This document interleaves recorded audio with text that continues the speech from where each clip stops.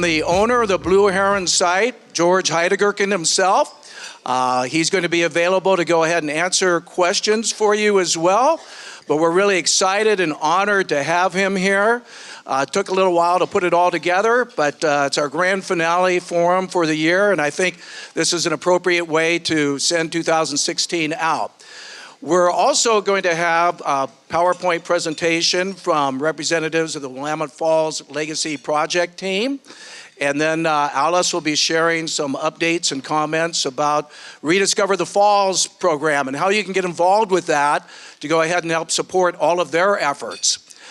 So again, on behalf of the Oregon City Business Alliance, I'd like to thank each and every one of you for coming here today. I think you're going to leave fully satisfied with some current and up-to-date information that you can only get by attending our forums. So with that being said, I was told to go ahead and make a pledge. Oh, okay. The mayor just asked me if I would share with everyone to turn their phones on mute so that we don't have any interruptions right in the middle of part of the presentations. Thank you for reminding me of that. But again, as I was mentioning, we love to go ahead and provide current, up-to-date topics at all of our forums. And so if you're interested in becoming a member of the Oregon City Business Alliance, we will have part of our board outside where you signed in, where we can go ahead and give you a little fill-out page to go ahead and give us your pertinent information so we can reach out to you. I know a lot of you are members already because I see familiar faces, but for those of you that this is your first forum, it only costs $150 to join. And if you join today, it'll go ahead and cover the rest of 2016 and all of 2017. So please step up because we'd love to have you attend our other monthly forums as well, and we're putting those topics together as we speak.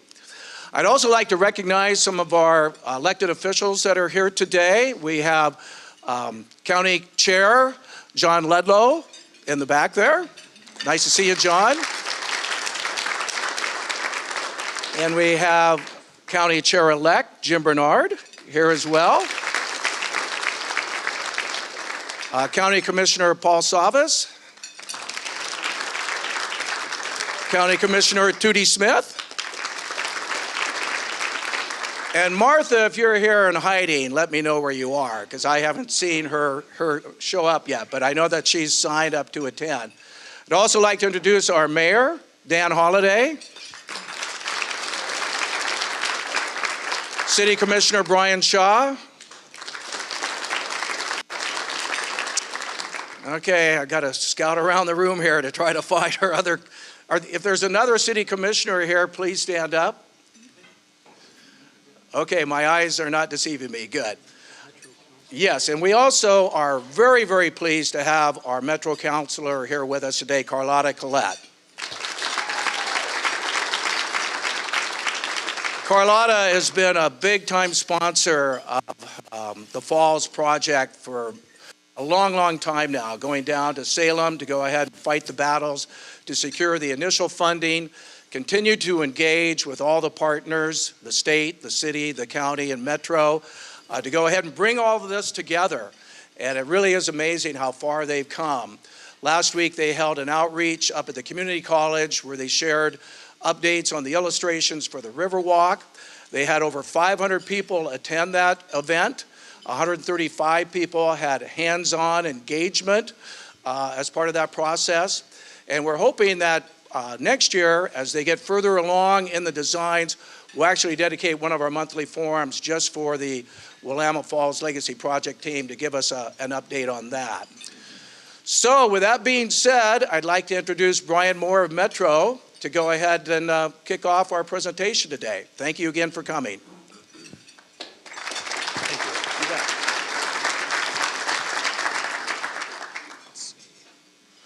Good morning.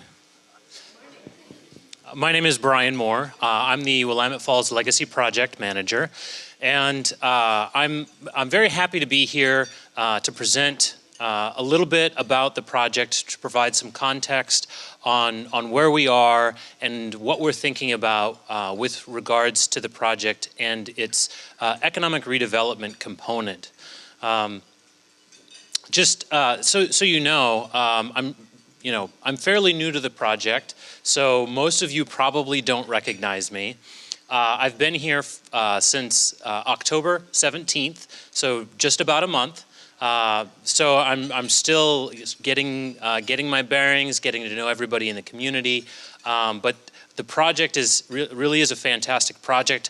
I'm very excited about it. I'm very excited about the opportunities that this project is going to bring Oregon City, and what it's going to do for your community, from not just community access to an amazing natural resource and the cultural heritage, but for the economic redevelopment potential of getting this site active again. So I'm sure many of you know, but I want to start kind of at the beginning with some of the core pieces. The Willamette Falls Legacy Project it's a public-private partnership. That means that the partners group that I work for is working very closely with the owners, and the partners group are Oregon City, Clackamas County, Metro, and the state of Oregon. So we're working to coordinate all of those agencies and the visions of all of those partners with the vision of the property owner to make something happen on this site. And the way it came about is that the partners identified this as a key site that needed their attention and needed their participation to help make something really great happen for the community. And as we said, we've been working very hard. We just had a community event on Thursday with very good participation. It was really exciting. If you didn't get a chance to be there, there's materials online that you can see that we presented, as well as a survey that you can take that's related to the project. It's at rediscoverthefalls.org. And so I just want to invite all of you to engage and participate in that part of the process, as well as engaging on the business aspects of the project. And I would like to introduce the Deputy Project Manager for the project, Kelly Reid, to present some of the details with the background and history and the specifics that we're working on in the project around economic redevelopment. Kelly?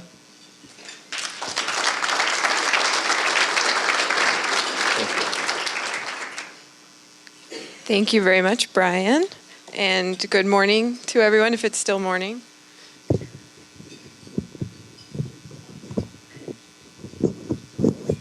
Okay, I think I'll need to talk with my hands, so put the mic away. Can everyone hear me?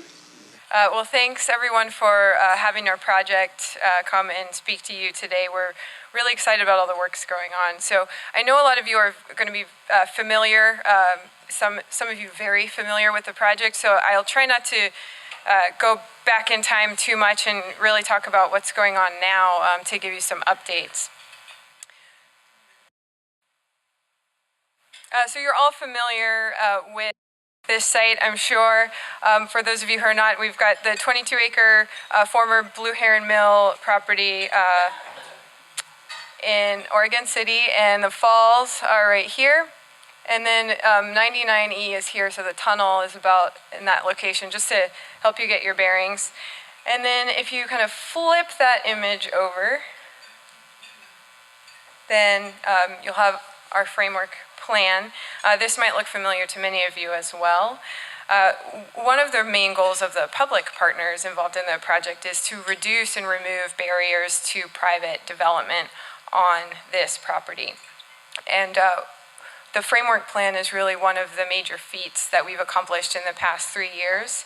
This was the first step to any land use approvals that would be needed for new development. So in 2014, the city adopted the framework plan along with a zone change to change the property from an industrially zoned site to a mixed-use district. And we created a new zone called the Willamette Falls Downtown District. It allows all sorts of new uses such as retail, office, hotel, housing, and even light industrial uses.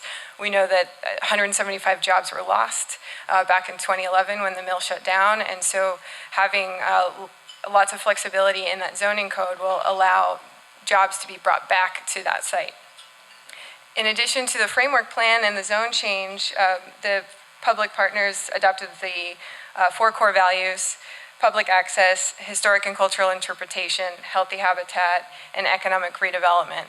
And those, along with the framework plan, are really going to guide the way for the next 10, 20, 30 years for the whole life of this project. Another thing that the framework plan did was identify some of the buildings that would be retained on site for redevelopment. There are over 50 buildings on the property, and through a public process, we identified 5 of those that really had a great adaptive reuse potential and could be retained. And so those are Mill O, which is the interior of Mill O right here. Number 4 paper machine, which is not shown, the D-Ink building here, built in 1927. The Woolen Mill Foundation, it's not really a building, but it's just a foundation about 10 feet high, dates back to 1865. And then the Hawley building right here from 1908. And really what that means is that the redevelopment on the site will be a mix of new construction and adaptive reuse of old buildings, old historic buildings. And one example that we look to is in Philadelphia, an old industrial building has been converted and transformed into a corporate headquarters for Urban Outfitters. And that's just an example of what we think is possible on this site. Some of those buildings that I mentioned earlier really do have a large volume and really have a lot of opportunities for different sorts of private development. Another example is from South Africa, a redevelopment of an old mill with a mixture of new buildings really creates a vibrant public space. And then right here in the Pacific Northwest, we have Granville Island in Vancouver, BC. So that's Granville Island. And with this site, we also have the opportunity to mix the old with the new and create vibrant public spaces. This is a rendering of Main Street, but done by Walker Macy, who was our consultant during the visioning phase of the project for the vision and framework plan. And a few more things that we're doing currently to reduce and remove barriers, to continue to do that, because there's a lot that the public sector can help with to reduce and remove barriers. One thing is a brownfields assessment. So there are contaminated buildings on the property, asbestos and lead, and we have a grant from Business Oregon that we're using to study a handful of these buildings. It's the first step towards eventual demolition or adaptive reuse. You just have to go through that assessment and abatement process, and so we're getting started on that. We also, 3 of the 4 partners, Clackamas County, Oregon City, and Metro, collaborated on a grant application to the EPA, Environmental Protection Agency, for another brownfields grant to do similar work. So that grant is for the entire McLaughlin corridor from Milwaukee industrial area all the way down to this property. And so we will be able to access funding through that grant to do even more work to identify those hazardous materials that need to be removed. And also we're looking at, we're starting a parking and transportation demand management plan. We really want to look at all the tools in the toolbox for getting people to the site safely and conveniently. That includes vehicular, pedestrian, bike, transit, shuttles, and more. We really want to find some smart parking solutions for the site and maybe even off-site. This is one example from Millennium Plaza in Lake Oswego. Is anyone familiar with that? So this has a parking garage surrounded by businesses. So it's kind of hidden within the building. And so we're looking at solutions like this to help both the Riverwalk and any private development that comes. A lot of the solutions that we're looking at for transportation can be shared between public and private.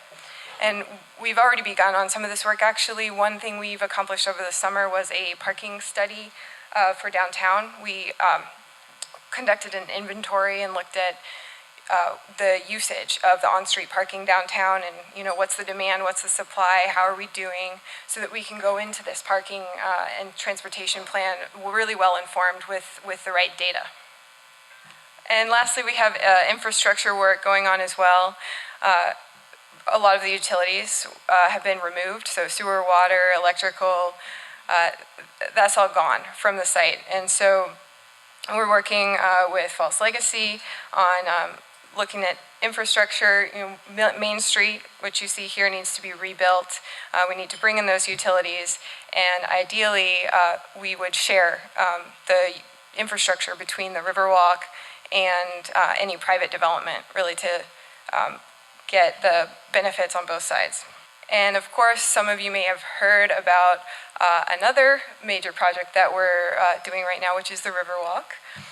The public partners really a couple of years ago decided that they wanted to make that a major capital investment, a major public investment in the site to really catalyze private investment in the site. And that public investment is in the form of world-class open space. And we think it will catalyze the on-site development, but also economic development in downtown Oregon City, in West Lynn, and in the whole entire county. And we hired a design team last year to begin work on designing that Riverwalk. Snowhetta, Mayor Reid, and Dialogue are the design team. Many of you may have met them at our events.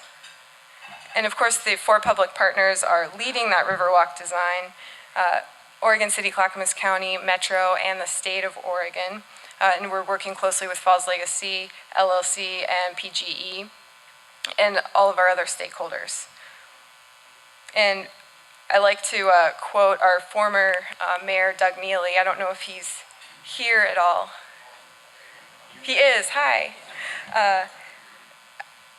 He said once that this project is really the opposite of the Field of Dreams. It's not if you build it, they will come. It's if they come, we can build it.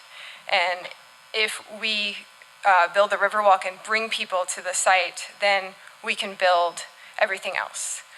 So that's kind of our mantra moving forward with the Riverwalk. We have lots of support for that. We're planning a $60 million public investment in the Riverwalk. We have $19 million raised thus far, and that comes from Oregon City, Falls Legacy LLC, $5 million from Metro, and $12.5 million from the state legislature in the form of lottery bonds. The remaining getting up to the $60 million will be a mix of public funding, federal grants, state grants, and private funding. And one really exciting thing that we're going to share with you today is the Rediscover the Falls nonprofit group that has been formed to do fundraising on the private side. So they will play a large role in fundraising for the Riverwalk moving forward and helping us close that gap there. And Alice Norris is here to speak to you later. Public support for this project is really, really high. Interest is high. When we hold site tours, they fill up in a matter of minutes. The community is really, really excited about this project. Our events draw hundreds of people. Was anyone at our event on Thursday? Great, fantastic.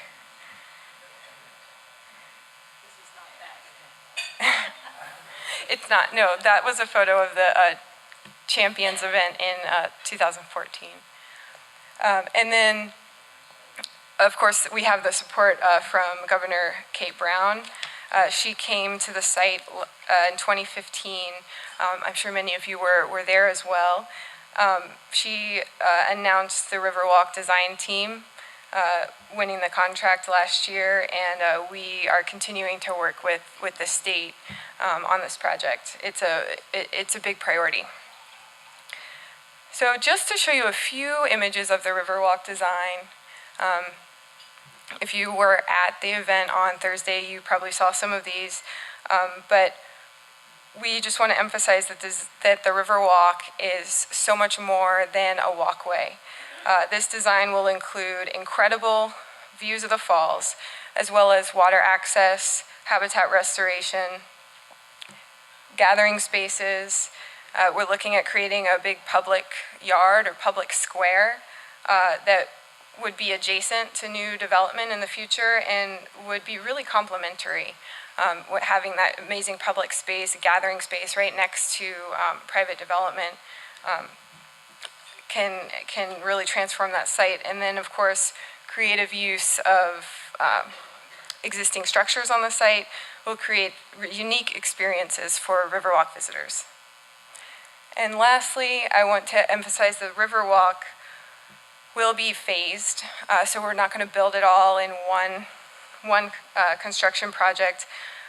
And what we're doing right now with this design is taking it through a concept design for the entire Riverwalk. So the next thing that you'll see, this is the event we just had. And then in about March of next year, we're looking at another event to share with you the preferred concept design for the full Riverwalk. And what we'll do with that is we'll figure out, with the funding that we have in hand right now, out of that full concept, what can we build as phase one? And we really want to be strategic about what phase one is. We want to build a first phase that can support or even be paired with a phase one of private development.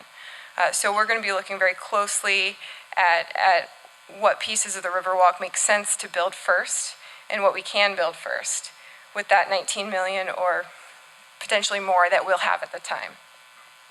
And so the next steps are that concept design in March, and then construction by about 2018, we'll be able to start construction on that first phase. And unless anyone has any questions, I will go ahead and hand it back to Kent.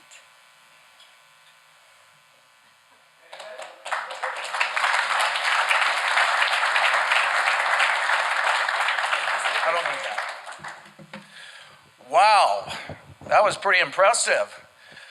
Looking at the opportunities with the Riverwalk to go ahead and actually engage directly into the Willamette River. When you think about it, how many cities can you imagine have a falls with the capacity that this falls has right in their backyard?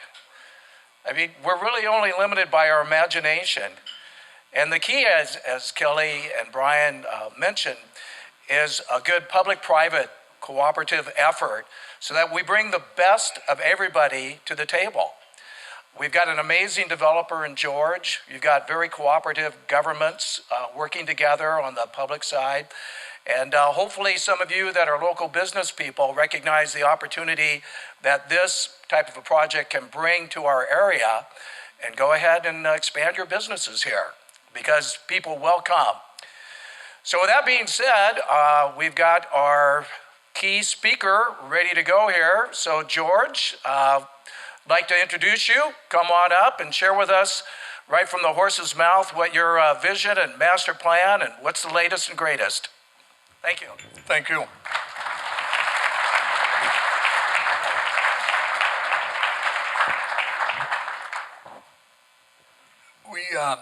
We passed up one person with Metro who I work with, and that's you. And I'd like you to explain where Metro is going with the project. If anybody knows more about it, it's you. Yes. Talk about being put on the spot. Thanks, George. Well, we're very excited that we are here today to be able to share with you our plan for how we're going to progress this project forward.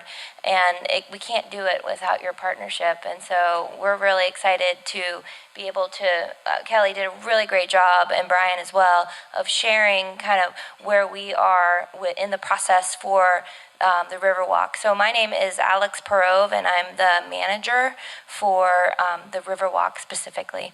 And she's the one that I always end up arguing with. And that's why. She knows, I mean, we're all here for the same thing. We all like what we've got out there. We all like what's out there, but she's a player for Metro.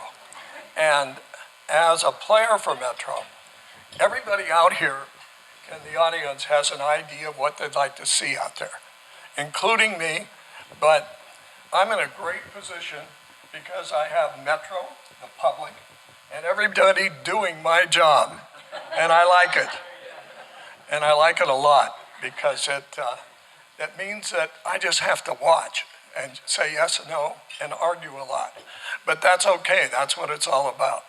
If this project's going to be anything for anybody, we all have to stand up and voice our opinion and act like we know what we're doing. And that's all we have to do. And in the process is at a point now where it's drawing a lot of attention, major attention. Hotels, apartment builders and stuff like that. Well, there's a lot of them out there, but there's only a few that do it right. And it's real important on this project that we do it right. And what that means is not Metro's opinion, not my opinion, but everybody's opinion on the way the heck it should look like, what we're doing, and why we're doing it. And it's kind of an easy concept. If you look at the players, we have hotel builders that are willing to come in and spend $200 to $300 million, and we have contracts at that base now to do it. But it's real important, not so much the money end of it, but what they look like and how they act as a blend to the community and to what we're trying to do out there. And it's important, you know, I've been lucky in a lot of different ways. I have 4 sites like this. This is one of 4. And it's the smallest of the others. But they all bring players. Every single one, whether if you're on the coast in Oregon, or if you're in a brewery in Tumwater or Chambers Bay, they all bring players. And the players that show up are the guys with ideas, and more important than everybody has ideas, but you gotta have a pocketbook to go with it. And if you do that, and they're the right guys, they really make sense for what we're trying to do here. So a lot of the players that we find are from other areas that once they found, I was in a helicopter with some folks a week ago, and the guy flew over and looked down and says, okay, buy the mill on the other side. Well, I know the Canadian folks that own that. They said, buy the other side of the river and you got something, and we'll fund it. And I said, that's gonna cost you $100 million. He says, that's okay. That's all right. But those are the guys you gotta be scared of, because those are the guys that turn it into things you may not want. And so the hardest job is picking the right people to do the right thing.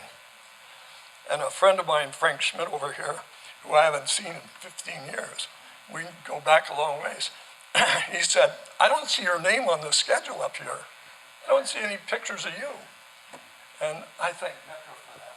But anyway, I think the bottom line is, it's not who's doing what. It's how we get it done, how we fund it, and how we make it work for the city, the county, the state, and all the residents in play. If we do that and do it right, then it's going to be really cool for everybody here. And it's not about, everybody always says, well, how come you haven't done this? How come you haven't done that? Well, obviously, they don't understand the process. With land use, environmental, all the other things that go with this is a tough job because you're right on the water. We're vested.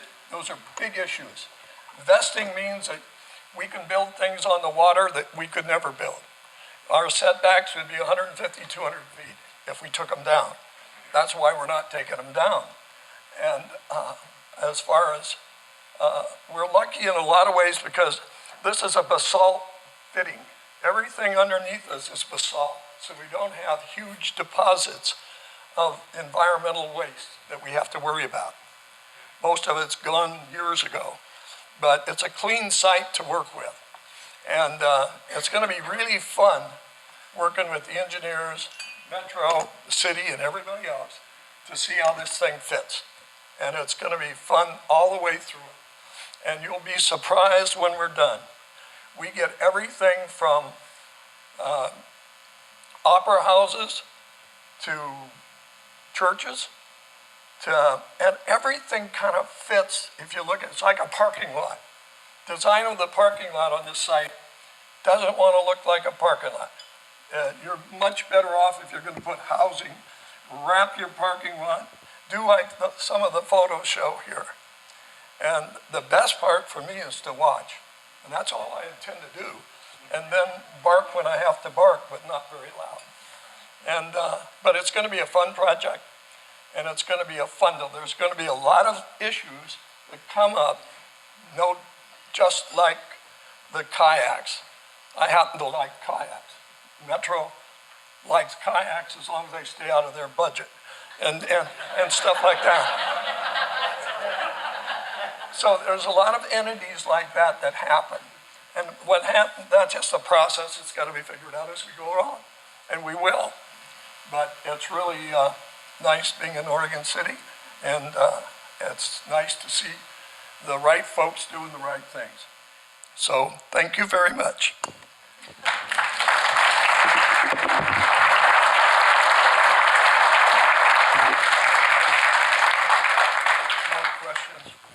Yeah. So before you leave, we're not going to let you get off that easy. Is there anybody that would like to go ahead and direct a question towards George while we have him here with us about his involvement or the project itself? And well, I'll ask you a question. Oh, Mayor Neely. I'm sorry, I know him. Like she pointed out, I said probably development will come after people start coming. But that front section where the administrative building is on the property, is there something visualized for that kind of a gateway area at that site? He was asking the building that's at the entryway, the gateway, do you have specific plans for that yet? Yeah, I've been told to tear it down. I've been told to leave it, remodel it. We've remodeled the inside, outside, and it fits well for the next 3 to 5 years. Until we figure out the rest of the project, you got a lot of neat buildings out there that will be restored. You got a lot of buildings that shouldn't be there at all. And that process is one that Metro's working on, even though they don't have a lot to say about buildings, they do. And, but at the same time it's a matter of just the process. You know, you get a player that comes in and they require certain requirements. Like for instance, we have interest now for 200 to 400 units, whether they're apartments, condos, or whatever. And that's a $400 million plus thing. That's great for the project. One of the things we have to watch out for in this project is that we don't put too much wine, too much beer, too much of things that don't attract families and people. It's real touchy to do the right thing so you have the right restaurants, the right everybody. The right restaurant in my mind is like Jake's Crawfish. They're great. Everybody knows there'd be a good fit. There's International Pancake House, one of the best. They're in Chicago, they're everywhere. And I happen to know the guy that owns it, and I told him, I says, hey, I got a spot for you. You don't need a big show, but you do need something that make all these things fit. Because the most important part of that project is people.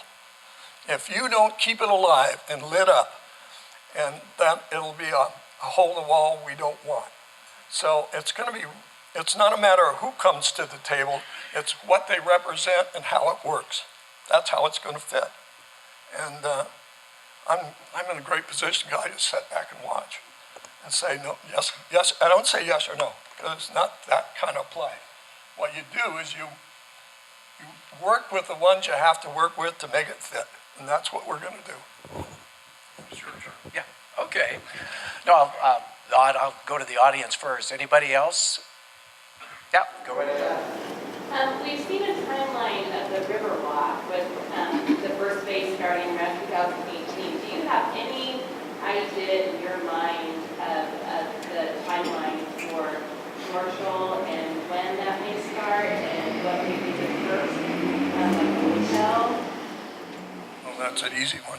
Who's their banker? Are they here? Yeah. That's not a hard question to answer because it's all a matter of the right folks, the right time, and fitting. And when it fits, you know it. When it doesn't fit, you won't. If it's set like this for quite a while, that's okay if something good happens to it that's better. You can make a huge mistake by moving too quickly and doing things you wish you'd never done. And most of the time you do that is for cash flow, to pay your bills, pay your taxes, and do all that stuff. And that's really a tough move, and you shouldn't do it. You're better off to take the criticism and come in with something really authentic that fits what you're trying to accomplish than you are to move quickly. I get a lot of opportunities to fill buildings up, and they all want 5 to 10 year leases. That's exactly what we don't want. We like the cash flow, there's no doubt about that. But at the same time you got to do the right thing. And the right thing is picking the right people at the right time. And it's too easy to go fast. We have projects like the Olympia Brewery. We have 35 acres, 400,000 feet plus a building. And everybody wants to know, what are you going to do? When are you going to do this? When are you going to do that? Well, we spent $1 million just cleaning it up. And then after that, I think that we spent maybe between the city and us and everybody about $1.7 million just doing an EIS. Well, those processes are 2 years, they take time, and they're a pain in the neck. And for an older guy like me, they're a real pain in the neck because we never had to put up with that before. Now you do, and you either understand that or get out. You don't belong in development if you don't understand the factors that you have to work with, because it'll eat you alive. This will not eat us alive. This is a good project. We'll stick with it. We'll work with Metro, and we believe Metro is doing a really good job. They change a lot once in a while, but we like Metro. I think my middle name is Grant because you hear a lot about grants, and every time you hear about a grant, I got a grant for this, grant for that. Well, that's good, depending on what it's used for, but that's a good thing to have. And that's a community grant. It's not a personal grant. So we're glad that what's going on is going on. Great. You asked for that. Yeah, well, I was just wondering because the Willamette Falls Legacy Project team showed some visuals, graphics of locations throughout the country that emulates kind of their vision for the Legacy Project. I was wondering if you've ever visited some projects that emulated your vision for the project, for this particular location. I had an office in Chicago for 4 years. I own the Milwaukee Railroad, 13 states. I've been everywhere. And everybody on projects like this is no different than everybody in here. They want something special and they want it to work. And you can go just about anywhere and find a lot of really neat projects that are well done, but they're not special. There's nothing special about it. The only thing, Joe Weston, who's a friend of mine out of Portland, he was out here. He's a big developer in the Portland area. And I was out there and I said, Joe, why in the heck didn't you buy this thing? This is perfect for you. He said, I drank too much wine out in the river. And he said, they brought me up to look at it. And he said, it's big, it's huge. So we were sitting there out on the waterfall and I says, with all the nickels in your pocket, you can't build what you see. And he said, you're right. And that's it. There's a lot of things out there that are man-made, and a lot of things out there nature did. Nature did a better job. And what we have to do is respect nature and try to make it fit within the community of people to visit there. And that's our job. That's what we got to do. And that's why it's good to argue. It's good to bring things up, talk about them, and end up with something worthwhile. The walkway is no different. The walkway, when Metro asked about a walkway, they said, we'd like to acquire a walkway through the project to get to the falls because the public hasn't had access. And I said, I'm not going to do it. They were going to buy it. And I said, no, I'm not going to do it. I'll give it to you. But the walkway has to connect with the rest of the development to make it fit. Because walkway alone doesn't do it. And the walkway has to have the ability to heat, be clean in the wintertime, have to have great restrooms, well maintained, have to have parking. We have to have a lot of the assets that people expect in a neat location. And we got to do that, and that's real important. It's not just building a walkway. It's building the lighting and everything else that goes with it. So in committees and things like this, and Metro and the rest of them, it's a big issue to hold your ground and get what you need to make it work. And a lot of times, like I said, it's not about money. It's about what it looks like when we're done. That's it. I agree with you 100%. And I'm done with this. Okay. Well.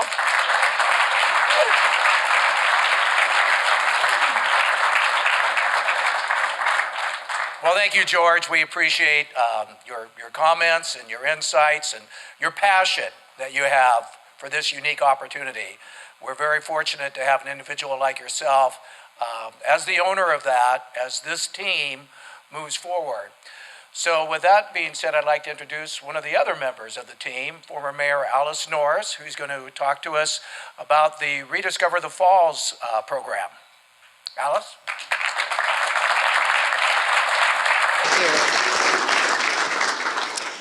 Ladies and gentlemen, please pull out your checkbooks. And I believe that in a nutshell is essentially the job description. It is the mission of the Rediscover the Falls, which is the Friends group.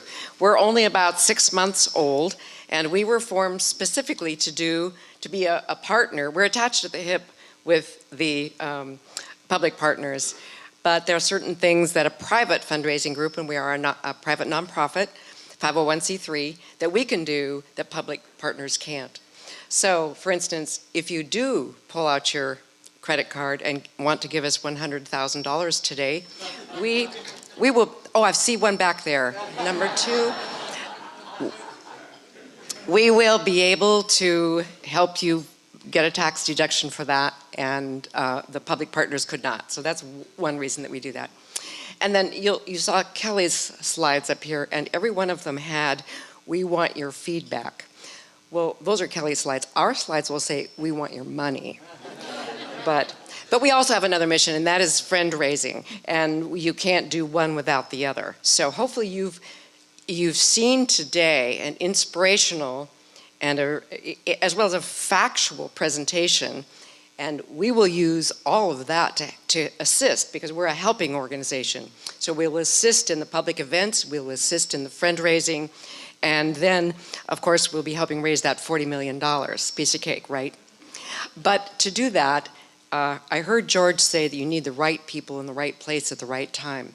And I can't tell you how I am impressed with this team. I think it gets better and better all the time. Keep adding expertise to it that really elevate this project.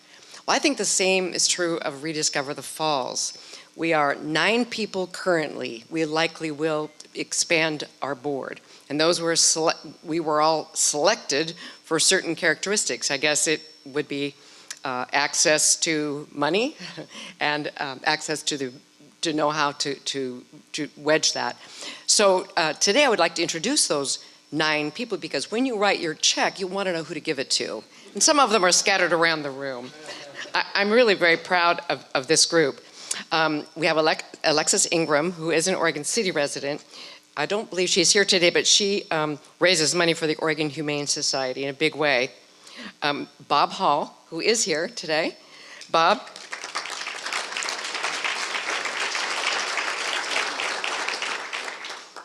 Bob also lives out here, and he is the president and CEO of the YMCA of Columbia Willamette, and knows a few people and a little bit about raising money. Bob Tackett, didn't see here, but Bob's our labor guy. He's the executive secretary of the Northwest Labor Council. A few contacts. Carlotta Collette was introduced earlier. Carlotta is a member of our board, but she's also the liaison to the partners group, so we keep in very close contact. David Judd is here.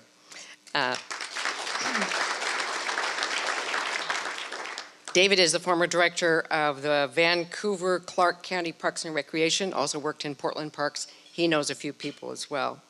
Jim Desmond, I don't believe is here. He used to be a Metro employee, but he's now the executive director of the Nature Conservancy. Jonathan Stone is here, local guy, back in the corner. I assume you've all crossed paths with him as he runs the Downtown Oregon City program as executive director. Judy Blue Horse Skelton. Sorry. Yeah, she's definitely tuned in. And Judy's unique niche is that she is a senior instructor, professor at Portland State University in the university's Indigenous Nations Studies program. She is our link to the advisory council that is formed with the 5 tribes so that we continually have feedback from them. And then we have 2 staff persons, both of whom are here, and they're very skilled. Shelley Perini, who many of you know from the Clackamas Community College executive team. She's recently retired and opening her own consulting business. Shelley. And Chris Anderson. Where's Chris? Oh, it's Chris. And Chris Anderson is also part of the team, and these 2 make sure that what we're doing now is essentially building the platform to launch the fundraising. We'll be raising money in the 6 figures and hopefully the 7 figures, especially at the top. But there will also be opportunities for each of you to buy your brick or your water pipe or something. We'll have general fundraising as well as the extremely high level fundraising too. So friendships, fundraising, and fundraising is what we do. If you see yourself as someone that has contacts and the ability to help us, let me know, let any of us know, because you might make a great board member. We'd love to have you. If you would like to just be involved, help with tours, help to create the activities and the visibility of this organization, on your table is a form, and you can join our mailing list and you'll be invited and given opportunities to participate if you'd like to just leave that on your table and we'll pick that up. So George says do it right. I think we're on the track to doing it right, getting the right people in the right places, and the other partner, by the way, is all of you. So it will be a strong team, and I think it's, as I said, getting stronger all the time. We appreciate your strong involvement, and wow, hearing what's going on, aren't you just thrilled to be in this place at this time doing a project such as this? I know we are. Thanks so much.